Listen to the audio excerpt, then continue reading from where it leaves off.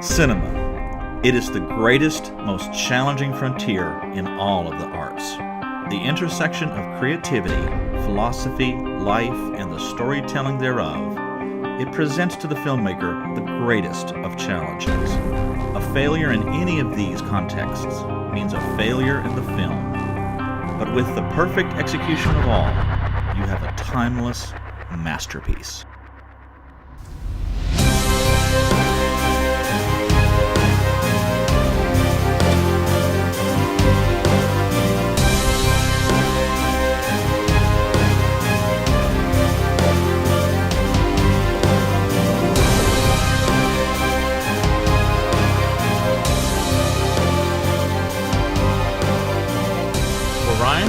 It's that time again. Time for another episode of Beckner and Lipscomb at the Movies. In this episode of Beckner and Lipscomb, we're going to be discussing the 2017 alien horror film, Life. Now, is this movie worth watching? It's very, very, This is, it depends. This movie was exactly what I expected it to be like. From the trailer. The trailer's pretty hype. And this movie just delivered. You know what I mean? So it has life. I think oh my god, I hate you. But yeah, I think that there's a cinematic cap, if you will, to films like this. There's only there's a ceiling for this sort of film. A film like this is never going to be as good as Saving Private Ryan. You know what I mean? But for what it is, I think it is right there at the top. Alien, of course, is the all-time greatest horror thriller of the genre of all time. But if this movie had come out instead of that film, it would be the same thing, probably, almost, in my opinion. I think they were kind of channeling it in a way. No, for sure. Yeah, we'll discuss that. But for the moment, it is time to... What do we do? Dim the lights? Oh, that's right. Dim the lights, fire up the camera, roll trailer. Station to control. Visual confirmation of mass rover pilgrim. I see it. It's gonna hit you. No, it's not. Yes, it is. Come here. Tell the committee their samples safe and sound. Each passing year has seen our estimate of the probability of life in space increase. More and more scientists feel that contact is no longer something beyond our dreams, but is a natural event in the history of mankind that will perhaps occur within the lifetime of many of us. There have been rovers on Mars for 20 years. I wonder what this one's found. The sample is a large single cell, unmistakably biological. The first incontrovertible proof of life beyond Earth. You finally a daddy? It's gonna be a big custody battle over this one. That's beautiful. The manner of which we first meet life beyond Earth may determine the character of all our subsequent relations. Let us never forget the fatal impact we've had upon innumerable peoples on this Earth. People who trusted us, befriended us, and who we destroyed by our thoughtlessness.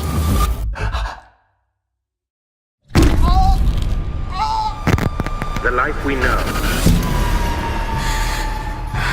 The specimen's location is unknown. We don't know what it is. If this ever gets back to Earth, we'll risk all human life. We're out of orbit. You don't know what it can do! The life we know. The life we know. Perhaps that is where we ought to begin. With ourselves.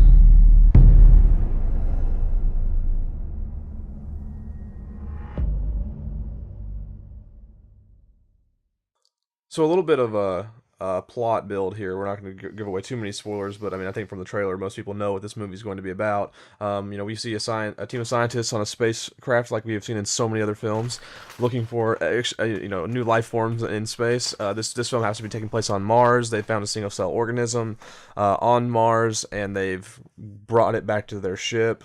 Not really too much. That really pretty much is the beginning of the movie. There's not really too much build up. There's not really anything else going on besides that. There's a little bit of drama in the scene where they have to catch the container or whatever it is that they're being sent back to the ship, right, or whatever. But once you get that, pretty much the rest of the entire plot just takes place like right there in those few rooms of the ship.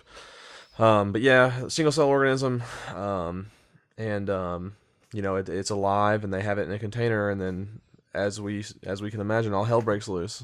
So it does. It was very interesting, very well done. I enjoyed the film. Like you said, there's a certain burden of proof with these films, with the nature of them that it's hard to break above like the super awesome. Yeah, like what could this movie possibly do that was going to be better than Alien? You know what I mean? Like, and it's not a bad film at all. This movie's really good. I enjoyed watching it. I had a good time with it. It's just like at the end of the day, like it's only ever going to be so good. You know what I mean? Like that's just the reality there. So, right. But I mean, it meets everything that it needs to, though. In my opinion, I mean, it meets every single category. Good acting, good comedic bits, good special effects. I mean, there was nothing wrong with it. So yeah. Well, my favorite part of the film was when Ryan Reynolds it goes down his throat. Yeah, I was surprised he died that fast. For him to be, I mean, he was the biggest actor in that movie. I mean, I guess comparatively to Jake Gyllenhaal, maybe a little bit bigger, but he died so quick in that movie. I couldn't believe that. First 20 minutes, Ryan Reynolds is dead. I was like, wow, that's pretty. See, I could just totally see the writer's room. Probably somebody had a beef with him, and they're like, so how are we gonna kill this guy? Yeah. Smart mouth. Oh yeah, I got the idea right here. Right. But that was sort of well done.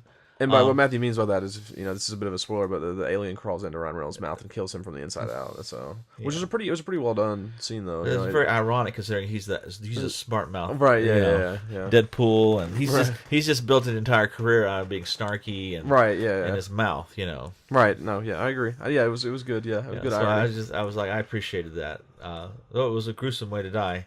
But it was, that was very minimalistic, though, the way they did it, too. I liked that, too. It was brutal, but it was minimal, you know what I mean? And I will say this, I'm kind of a fan of minimalism. Right, yeah, so am I, as well. And I enjoyed that, where, it's hard to watch, but it goes down it sneaks up from behind him after he exhausts his oxygen, or the blowtorch, the fire thing, he exhausts it, and it's stalking him and gets him and goes down his throat.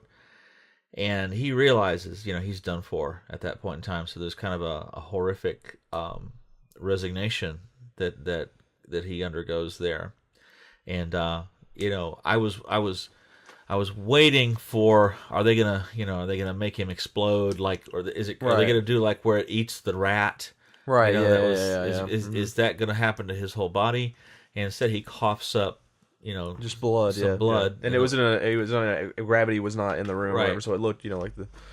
And when the alien gets out, it leaves him. You see it from behind, from the back of his head. It comes out, right? And I thought that was well done, in terms of the gravity of what's happening. Obviously, it's a horrific thing, mm-hmm. But I like the fact that that they executed it that way. Yeah, it wasn't just like super gross. I mean, they could have, they could have had his body fly apart and tentacles come out of his eyes. Right. They could have done all that, but I think I like the minimal.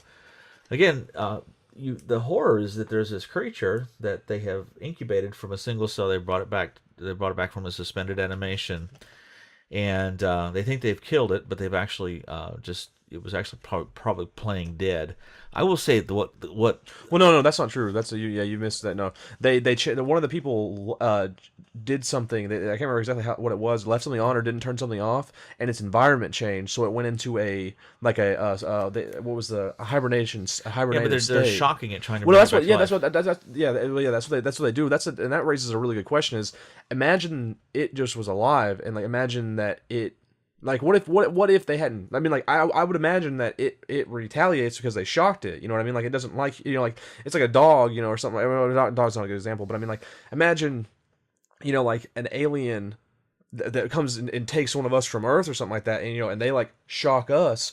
We're not going to have a positive, feeling towards that. I mean, maybe because we're a little bit more. I don't know, but that was just. So you're saying if they hadn't shocked, you'd be like, oh. No, yeah. Would it have been different? Is what I'm saying. Would it have been different if they hadn't shocked it? That's all I'm saying. Because I mean, it did. Whenever at one point, whenever it was making contact with the guy, and it wasn't violent with him. In the beginning. What I was gonna say was that to me was the most cringe for whatever reason. I cringed more in watching that film in that one scene where it reaches out and touches his finger. Right. Because I was like, okay, this is where it's going to go crunch. Yeah. And it doesn't do it there. Doesn't do it. That's what I'm saying, though. Yeah. And then it goes into that hibernative state, and then they shock it, and it comes back to life, and then it's violent as You know, so, like, I mean, it's just a good question, I think, to ask the movie is, like, would it have been... What if it had been peaceful if we hadn't shocked it? Well, they make a reference that it's not evil, per se. Yeah, it's just doing what it needs to survive. It's just doing what it needs to survive. Right. And there was some places where in this film, I think, where it, I guess, proverbially jumped the shark. Part of the plot is that it gets outside, but it gets back inside through the nozzles of the spaceship, through the thrusters. That's completely crazy. I mean, there's not going to be any contiguous piping between the shuttle thrusters and the inside of the that was ridiculous. Yeah. But anyway, you don't. I guess you don't think of those things, or you're not supposed to think. It's suspension of disbelief, right? Right. Yeah. So I thought that was kind of cheesy. Maybe they could have been a little bit more creative in that regard, but it does maintain. Now we referenced a certain scene in this film in the previous movie. The previous review that we just did was Sublime, and there's a very gory scene in that film where a gentleman is tortured by what we understand eventually to be a figment of his imagination. It's a coma that he's in, so it's a completely contrived, horrific, nonetheless, situation that he's in where this black nurse is cutting his fingers apart with a garden shears or pruning shears, and he's like, no, don't do that. Oh, it's not a very good acted out scene considering what he's having done to him in that moment. This film delivers an entirely different measurement of intensity in terms of like, wow, what's going on here? What's happening to this person? Because there's a scene where they shock this thing back to life. They didn't know if it had died or if it was in hibernation. So he's shocking it to try to stimulate it, and it reaches out and grabs onto his arm or his hand, and of course there's gloves that are there. Yeah, it's inside. This is why it's inside the incubator. Yeah, he's inside the incubator, and it's wrapped around his hand, and it does that for a few minutes, and then it begins to constrict. Right. Yeah. And in that moment, of course, all cinema is the creation of an emotion related to a situation, and then transmitting that into the being of another person or the viewer. And of course, none of this is really real. It's all cinema. It's all art. It's all fantasy. Right. But you're watching this, and you're experiencing this emotion vicariously. And when that thing begins to cramp down on that man's hand, the expression of that actor is one of pure horror and pain. Right, yeah. It's a very believable scene. And it's a very believable scene. It was done very well. And you see just the anxiousness of this person who's highly trained, has gone over literally every possible circumstance that could theoretically take place. There's a whole conversation about firewalls, and that's very interesting in the film as well. But here he is instantly, all his normative assumptions are thrown out. We don't have a plan for this. Right. We don't know how to deal with this, and the horror of his fellow astronauts, because they're sitting there watching this, and I thought again that scene was very well done. Because they're freaked at this. Yeah, of course. Yeah. And that to me was one of the highlights of the film in terms of the acting capability, because you're really brought into it, and you're like it catches you. There's some scenes that they're just like, okay, it's on his hand, it's bad, he's probably in a lot of pain, but but this really, it was intense. It was intense. It was a very intense scene, and so I enjoyed it. And again, to go back in reference to how Ryan Reynolds died, I definitely think that they were not quite channeling per se the classic Alien, and I really was like, oh, don't do a chest burst, because that would be that would be super, that would be like the ending of a ghost story saying the end on the piece of paper. You know what I mean? That would have just been so right. like Exactly. And those of you who may not necessarily be familiar with that film, Ridley Scott, the initial Alien film, has a scene where, as part of the reproductive life cycle of this alien, the xenomorph, it begins life as an egg, which a very crab-like creature is born out of the egg, and that creature requires an intermediate host, which in this case the human beings become that, and it becomes a face hugger, and grabs the person's face and inserts through their mouth like a phimosis or an embryo, which then goes down into the person. And in this classic scene, one of these persons has had a face hugger on their face, and they have been able to remove it, and they're questioning him and kind of recovering him, and they think he's okay, and then all of a sudden this creature, which is inside his stomach, begins to poke through, and you see the xenomorph head poke out and scream and cry and go. That was something that it wasn't just the quality of the acting in that scene.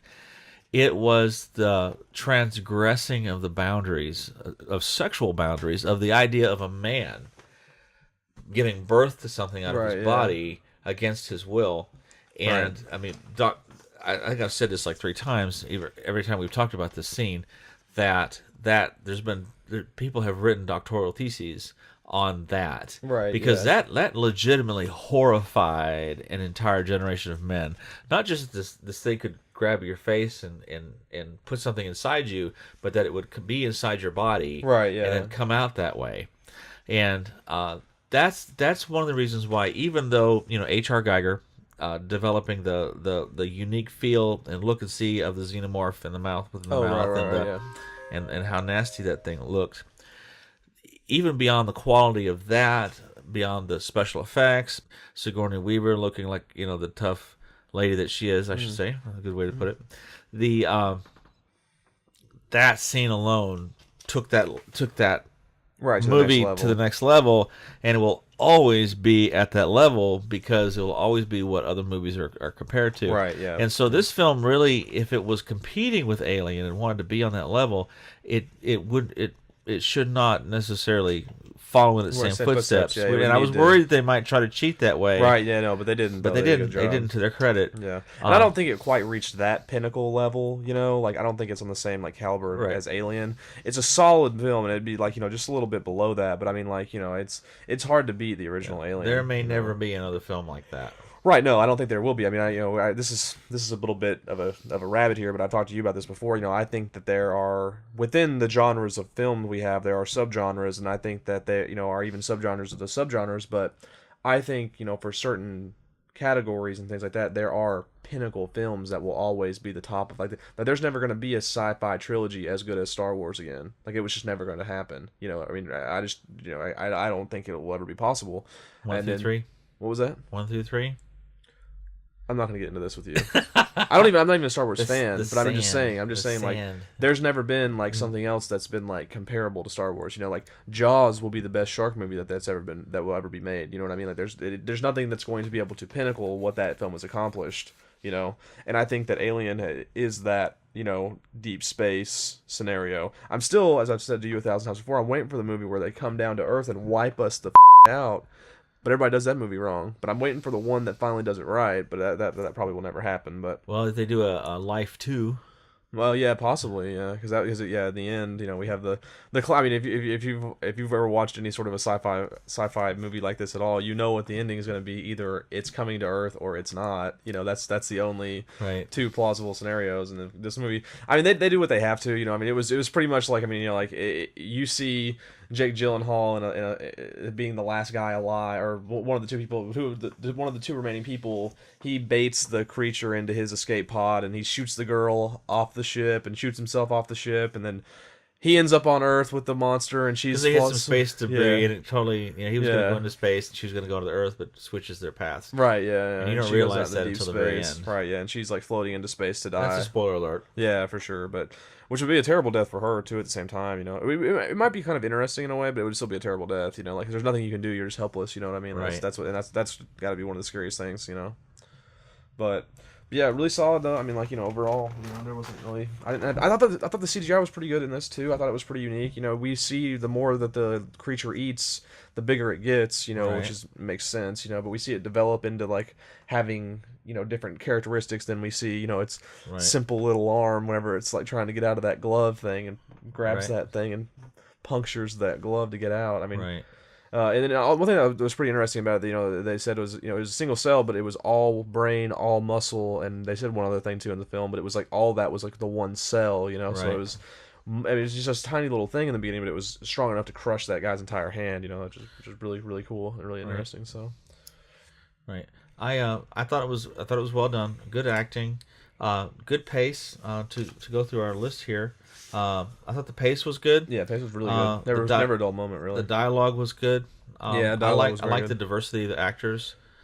Yeah, I mean, like that's sort of like we could sit there and say like, yeah, I like that, but that's sort of a cliche thing for these sort of movies as well. You've got every deep space like space horror alien movie like this always has people from different countries. You know what I mean? It's Right. kind of always the same sort of like plot.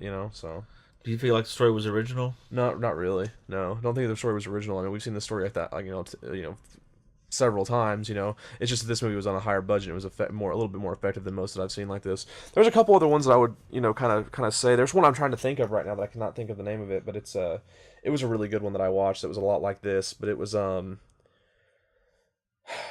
of a lower budget though. It was more of a private, independent style film, and I cannot think of the name of it to save Mars my life. Attacks. What was that? Mars Attacks. No, that's a great film in its own right. Okay, don't disrespect that film. No, I'm kidding. But no, this one was like it was. Oh, man, I'm embarrassed. I don't know the name of it anymore. But it was on Netflix for a long time too. But it was really well put together for an independent film. It was almost like a documentary style, and then they like essentially they end up on this planet, and because they've seen life on it, and they're going to visit it, and in the very end, the very last scene, the ship was sitting on ice and it falls into the water on that planet, and the aliens are under the water. You're talking about No, Pandorum. That's not the same movie. I'm not talking about Okay. Pandorum, which that's also a movie that I thought is on the same level as this one. Not quite on that alien level, but was a really good sci-fi horror film. You realize the aliens are us. Yeah, they're us that have progressed over millions of years. But no, this movie was something else. I can't remember the name of it, but it was really cool. In that final scene, you get to see the aliens like floating in the water coming into the ship, and they look like almost like octopuses or something like that. It's really well done. Super good special effects, maybe the best I've ever seen in terms of like an alien or whatever. And then there's a really good shot in that film The where Abyss. no, dude, this is like you've never seen this movie. It's super low budget, or not super low budget, but like it was independent. It wasn't like it's been I'll find the name of it, and we can maybe edit this somehow or whatever, put it back in. But yeah, in that movie there was a really cool scene where that was the ending, and then it pans out, and then you see that was the footage from the ship, and these people back on Earth are watching that footage, and that's how the movie ends, and it was pretty cool, So they get to see the alien, even though it was.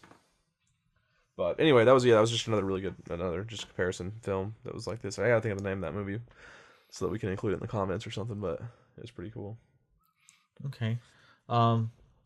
Yeah, not a whole lot. There's no big, deep philosophical questions here. At least that are. I'm sure we could imagine some.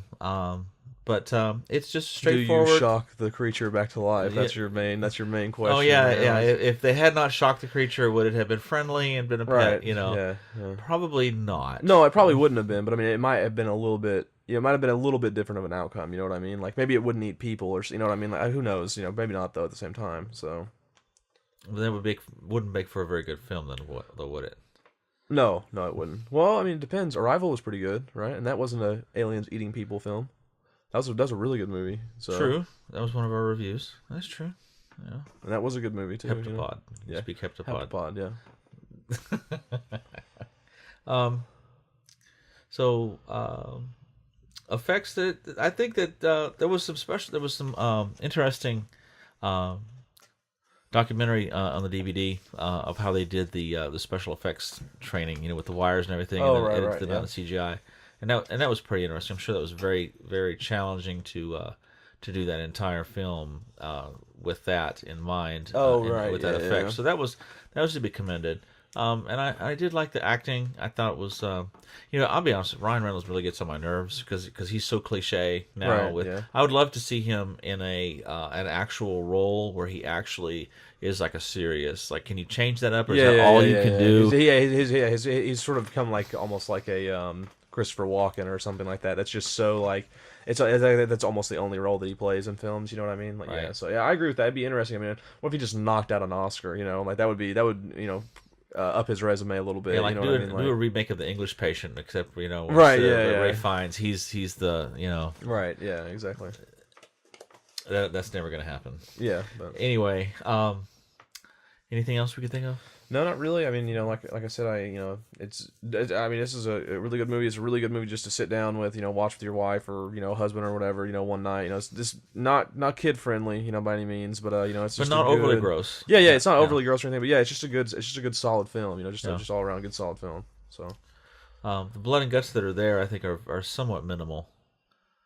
I mean, I don't even know if there's really. I mean, do we see any brutal deaths in that? I think you from a distance when the Asian fellow meets his end. Yeah, I think from a distance you kind of see some blood in there, but it's from a distance, right? Yeah, you don't. It's down at it, yeah. It's not up front. So yeah, I appreciate that they had in terms of the body horror, of it going into his mouth. Right. Yeah. There was some discursive discomfort that you're I say discursive horror, and that the horror of just actually penetrating your mouth. Right. Yeah. Down there, which we talked about already. So I appreciate that they did that, and the minimalism in that scene, and I thought they did a good job with the creature itself. Yeah, I agree with that. It was very interesting. Its development was good. It didn't seem unrealistic. I would like them to have thought through a little bit more the way it got around the ship. Right. I think that was kind of silly. Maybe they could have made it the ability of it to create acid or something like that to go through a wall or whatever. That would have been more, I think, feasible. But anyway, that's just nitpicking at this point. It's enjoyable, DVD worthy, and one thing I do want to say about this too before we get off on it, it's a good scene too that I know that you're going to have appreciated as well. But we didn't discuss it here. Was a scene whenever she was outside the ship. Whenever it was drowning her inside her suit, and it was creating that situation for her to where she could either bring that thing back in or she could die out there and leave it outside the ship. Right. That was a really good scene, and that I like scenes like that in movies. Of course, that again raises a ton of questions. That creates a lot of what would you do in that moment? What would your play be? Would you try to save yourself? Yada yada yada. And I think that's a really, I like scenes like that in movies because I think it raises a lot of really cool questions. You'll never know unless you were in that sort of environment what you would do. But you're sacrificing your life to save. You think, but that thing can just go through all the air ducts in the ship and just get back in. Yeah, just go through the plane. Yeah. The nozzle. It's simple. When they run, simple. Eventually they're going to run out of fuel. Right, thruster fuel. Thruster fuel, so they can burn it out, and then they can see the temperature where it goes through. Yeah. They could have. I guess they got probably a little lazy on the script to write that way. But anyway, it's not terribly highbrow entertainment. It is an alien space horror film. Right. And so there's going to be some sharks to be jumped, as it were. Right. And I guess you just got to compensate for that. But it was a little bit higher quality. Like I said, not really great, but it passes muster. It passes muster. Yeah. There's been a whole lot of horror films and alien space films that were just garbage and not worth repeating. Yeah, this vast majority of them are. Majority of them, true. And it's not the classic like Aliens or I guess on a humorous level Mars Attacks. Right. Or even I would argue that Arrival is that's very, different. It would be a separate category from those two as well. But I mean, Arrival was an insanely good movie. I actually caught myself thinking about that movie the other day. That movie was super good. Yeah. Now, super good. Now, I will say this. Some of you may have watched our previous review where we talked about Sublime, and we argued that they was a film that they tried to go in a different direction and to try to do something very different, but didn't quite pull it off. Arrival is a film where they do something that again is pretty bold and pretty very bold, and not quite art housey, but gets off of the standard assumptions that you would make. It does, and I think it super effective, and I think it did a good job. That film, I think, was bold and accomplished a lot. So, I'm going to give this film like a 7.5. Yeah, I'll give this movie an 8. That's what I was going to give it an 8. 7.5 is it's not great. I mean, it's not marvelous. I like they had the balls to kill Ryan Reynolds that early. You know, I mean, he was, like I said, he was probably the biggest. I mean, minus Jake Gyllenhaal, who everybody knows his name too. But I mean, the rest of those actors I didn't know. I mean, he was the biggest other actor in that film. I for one nominate the scriptwriter that wrote his death. I nominate you for an Academy Award. My hero. If it matters to you. if it matters to you, that's himself, you're my friend. Can you write that more often in that way? But I enjoyed it. I think most people would enjoy the film. So we may have touched on some of these, but to go quickly through them.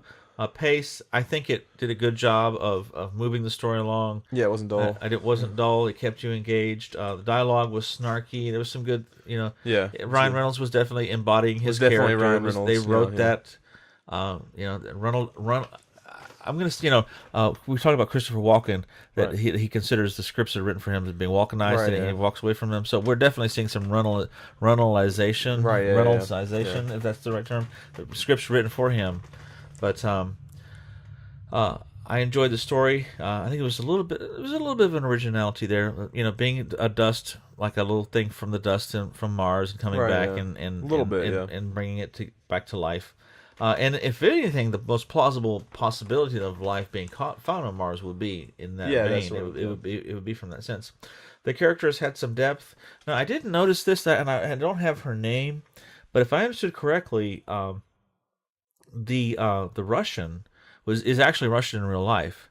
Really? They did a special feature where they were going through and talking and interviewing with the actors, and I was like, well, there's definitely no cultural appropriation there, because she definitely seems to be that she was Russian herself, and so she's sort of playing her own nationality, and I thought that was good. I appreciated that. So do I. Yeah. The acting, I think it was good. Ryan Reynolds being his Ryan Reynolds self, right? Yeah. And the effects were not overdone and minimalistic in the gore in most parts. And did you expect that thing to be wrapped around his leg when they? No, that was sort of a weird. That's one scene I thought was sort of a little bit odd. Like, I mean, like, why would he not be in so much pain from that? You know what I mean? Like, I guess he was. Like, I mean, he was just like walking around with them, and like that thing is on his leg eating him.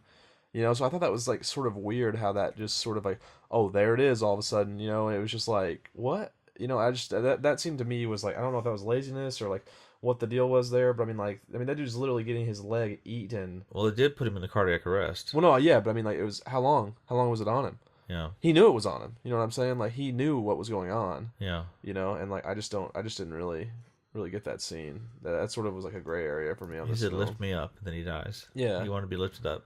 Yeah, it was a little bit of a neat twist in the plot, I guess. Yeah, but so yeah, it's an enjoyable film, and it's worth watching. Yeah, for sure. Yeah, for sure, worth watching. And so please check us out. Some of our social media that we have for you. Our social media meister here. Twitter, Instagram, Facebook. And Beckner and Lipscomb. Excuse me. Oh, excuse me. Beckner and Lipscomb on all those. Are we that boring? Yeah, right. Really. Literally. We do all these at what? 1 o'clock in the morning? Right, yeah, this is 5 a.m. on a Friday night. Okay. But we appreciate you watching us, and we have some more in the pipe, as it were. And we're doing this for the fun of it. Hopefully, if you watch these, we'll equip you with some different kind of ways of seeing these films, and you'd be the king of the water cooler movie talk at work to watch these films and be able to approach conversations about them from a different angle. We hope that we've been able to give you some content with substance that you could contribute some good convo yourself. So, but that about wraps it up. I'm Matthew Lipscomb. And I'm Ryan Beckner. This is Beckner and Lipscomb in the movies. Great night. So much fun.